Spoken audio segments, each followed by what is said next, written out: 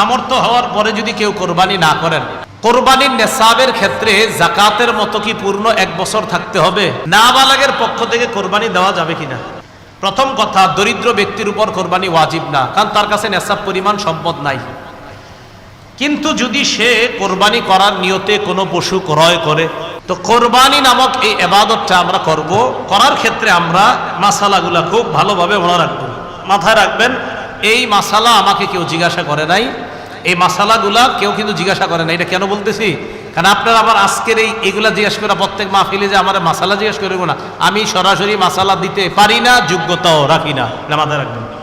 এই জন্য আমারে কি কোনো মাহফিলে মাসালা জিজ্ঞেস করে না, হুজুর এটা বলেন, জি না, আমি নগদ মাসালা দেওয়ার যোগ্যতা রাখি না, ওই যোগ্যতা এখনো হয় নাই, কখনো হইলে বলে দিব। মাসালা মন দিয়ে শুনেন, কোরবানির গুরুত্বপূর্ণ অনেকগুলা মাসালা বলা হবে, একদম মন দিয়ে শুনবেন।